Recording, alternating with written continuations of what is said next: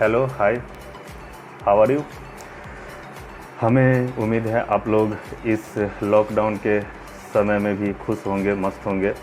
और ये आज जो हमारा चैप्टर है वो 6 है, क्लास 10th का 6 चैप्टर है। चैप्टर का नाम है life process. Introduction class already हो चुकी है।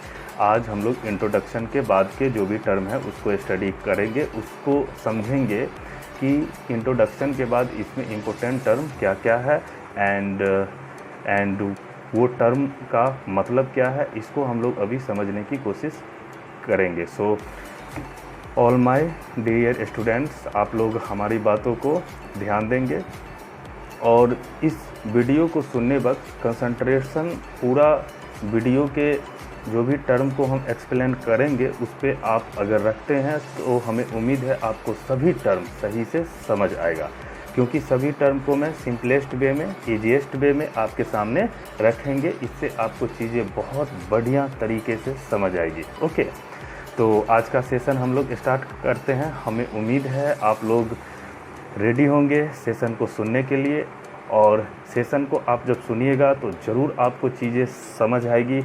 ये मेरा 100% चैलेंज है। ओके, तो हम लोग आज का सेशन स्टार्ट करते हैं। हमने जो भी आपको लाइफ प्रोसेस क्लास 2 का जो भी आपको व्हाट्सएप ग्रुप पे हमने नोट सेंड किया था, उसी नोट्स में मेंशन हर एक टर्म को हम अभी समझाएंगे। तो पहले आप लोग अपने नोट्स वाली कॉपी को अपने सामने रख ले, इससे आपको चीज़ें समझ में सही से आएगी। फर्स्ट ऑफ ऑल टर्म था न्यूट्रिशन। तो सबसे फर्स्ट आता है कि what do you mean by nutrition. तो the process of acquiring food that is needed for the nourishment and sustenance of the organism is called nutrition. इसका simple है मतलब क्या कि हमारे बॉडी के लिए, हमारे बॉडी के डेवलपमेंट के लिए, हमारे बॉडी के ग्रोथ के लिए जो चीज़ें हमें फूड रिक्वायरमेंट होती है that is called nutrition. Nutrition का सिंपल है मतलब क्या, इनटेक ऑफ फूड, फूड को अंदर लेना। ओके, ठीक है। इसके बाद क्वेश्चन ये उठता है कि कितने टाइप का मोड्स ऑफ न्यूट्रिशन होता है। मीन्स क्या कि हम लोग जो इनटेक ऑफ फूड होता है यह एक्चुअली कितने टाइप का होता है। मेनली ये 2 टाइप का होता है। One type is autotrophic mode of nutrition and second type is heterotrophic mode of nutrition. तो सबसे पहले हम लोग आते हैं ऑटोट्रॉपिक न्यूट्रिशन का मतलब होता क्या है। तो सबसे पहले जो ऑटोट्रॉपिक मोड ऑफ न्यूट्रिशन है, इसमें एक वर्ड आया है ऑटो। ऑटो मीन्स होता है सेल्फ। तो ऑटोट्रॉपिक न्यूट्रिशन ऑफ मोड का एक्चुअल मतलब यही होता है कि वह न्यूट्रिशन जिसमें सेल्फ मेकिंग फूड की कैपेसिटी होती है। ओके, सेल्फ मेकिंग फूड का है मतलब क्या, जैसे जितने भी पेड़ पौधे हैं, जितने भी हमारे आसपास ट्रीज हैं, ग्रीन प्लांट है, हरे भरे जितने भी पेड़ पौधे हैं, सभी के अंदर खुद से भोजन बनाने की कैपेसिटी होती है। इसीलिए हम इसे ऑटोट्रॉफ्स बोलते हैं। और इसका जो न्यूट्रिशन है यह ऑटोट्रॉपिक मोड ऑफ न्यूट्रिशन होता है। ओके, जैसे हम एग्जांपल एक कहते हैं कि जो भी प्लांट ट्रीज होते हैं इसमें फोटोसिंथेसिस प्रोसेस होती है एंड फोटोसिंथेसिस प्रोसेस में एक्चुअली होता क्या है कि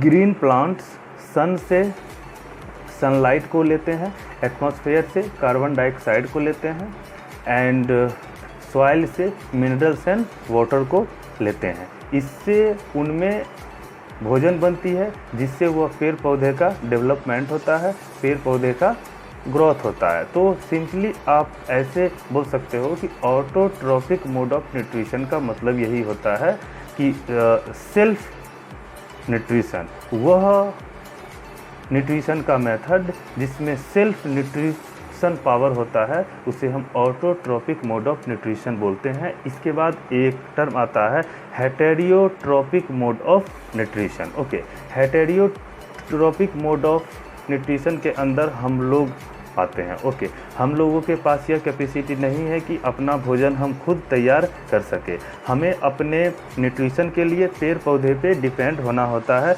हमें अपने न्यूट्रिशन के लिए ग्रीन प्लांट, ट्रीज़ पे डिपेंड करना होता है। इसीलिए हमारा जो मोड ऑफ न्यूट्रिशन है ह्यूमन बीइंग्स का, एनिमल्स का, इसका जो मोड ऑफ न्यूट्रिशन है ये हेटेरोट्रॉपिक मोड ऑफ न्यूट्रिशन के अंडर आता है। ओके, तो शायद ये आपको सही से समझ आया होगा। ओके, इसके बाद हम लोग आते हैं क्या सीधा कि फोटोसिंथेसिस में इम्पोर्टेंट फैक्ट, फोटोसिंथेसिस के अंडर इम्पोर्टेंट फैक्ट क्या क्या होते हैं। फर्स्ट है क्या, photosynthesis is an important process by which food is formed. Okay, photosynthesis green plant के द्वारा, पेड़ पौधे के द्वारा किया गया एक इम्पोर्टेंट प्रोसेस होता है जिसमें फूड इज़ फॉर्म्ड, फूड बनता है। ओके, और ऑलरेडी हमने आपको ये चीज़ें समझा रखा है कि फोटोसिंथेसिस में कौन कौन सा चीज़ इम्पोर्टेंस होता है, कौन कौन सा चीज़ इम्पोर्टेंट होता है फोटोसिंथेसिस के लिए। फर्स्ट है क्या,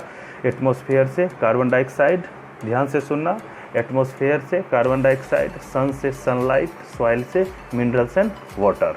ओके, इसके बाद है इसमें क्या कि इसमें एक टर्म और है जिसका इम्पोर्टेंट रोल होता है, वो है क्या, क्लोरोफिल।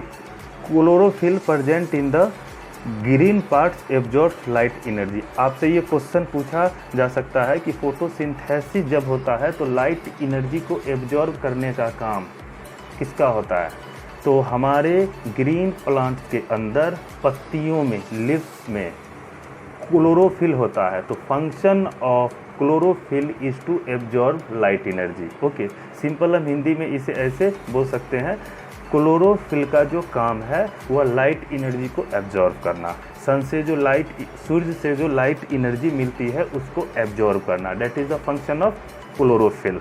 इसके बाद एक आता है टर्म कि this light energy is use to split water into hydrogen and oxygen.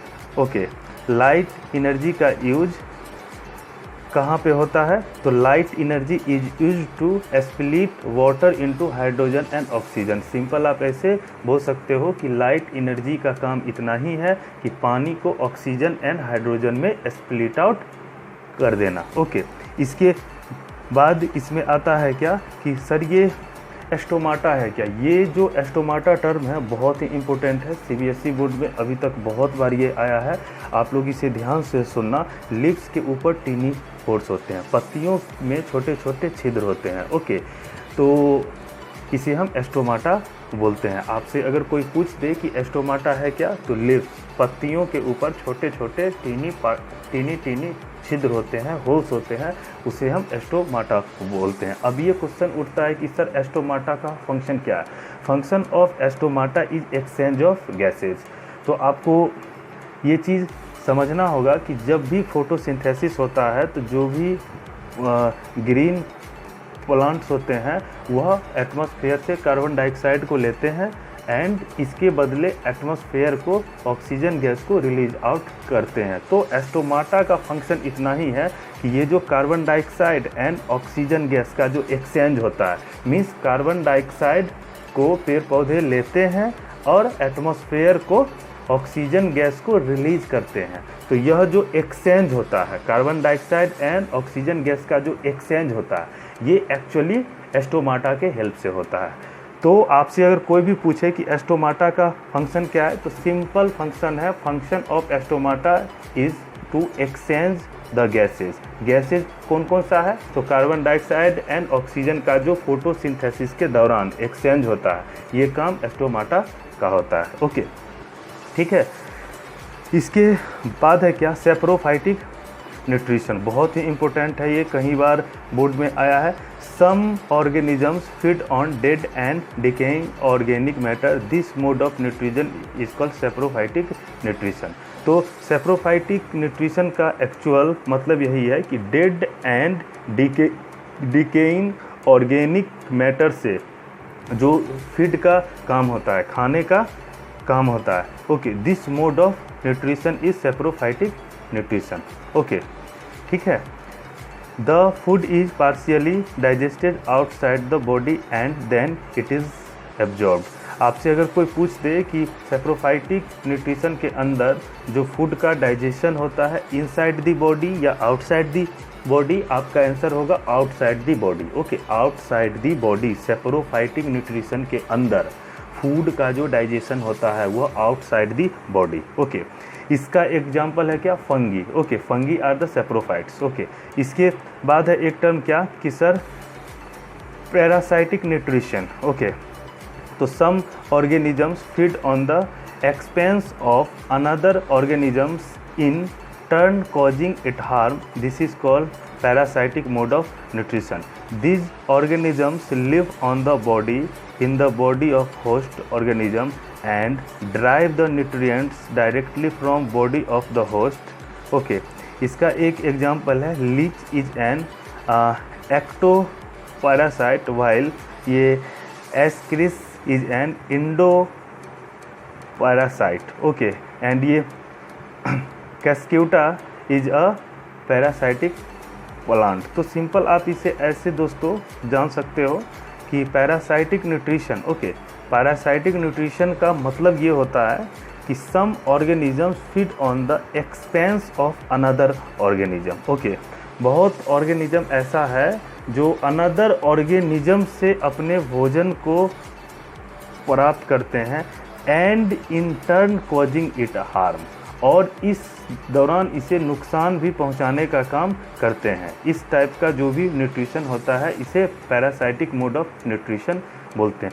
एक बार और सुन लो, पैरासाइटिक मोड ऑफ न्यूट्रिशन का मतलब होता है क्या, तो कुछ ऑर्गेनिज्म ऐसे होते हैं जो अपने फीड के लिए, फीड का अर्थ होता है क्या, भोजन के लिए, खाने के लिए, अनदर ऑर्गेनिज्म पे डिपेंड होते हैं और इससे उस दूसरे ऑर्गेनिज्म को हानि भी होता है, उसके ऊपर हार्मफुल इफ़ेक्ट भी होता है। सिंपल है कि मान लो अगर एक ऑर्गेनिज्म अपने फीड के लिए, खाने के लिए किसी अदर ऑर्गेनिज्म पे अगर डिपेंड है, तो इसका मतलब है क्या, जो पहला ऑर्गेनिज्म दूसरे ऑर्गेनिज्म को हार्मफुल इफ़ेक्ट भी कर सकता है, क्योंकि खाने के लिए जब वह अदर ऑर्गेनिज्म से पे अगर डिपेंडेंट है तो हो सकता है कि उसको हार्मफुल इफ़ेक्ट भी हो सकता है। तो इसलिए इसके डेफिनेशन में यह चीज़ मेंशन है। इसके बाद है यहाँ पर क्या, न्यूट्रिशन इन अमीबा। ये एक बहुत ही इम्पोर्टेंट है, न्यूट्रिशन इन अमीबा बहुत ही इम्पोर्टेंट है, इसको आपको पढ़ना होगा और जानना होगा।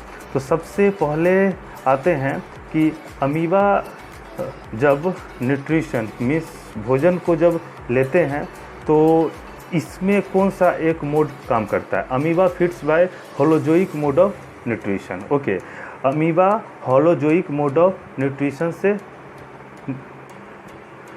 फीडिंग करते हैं, अपने भोजन को लेते हैं। Okay, it engulfs the food particles using pseudopodia.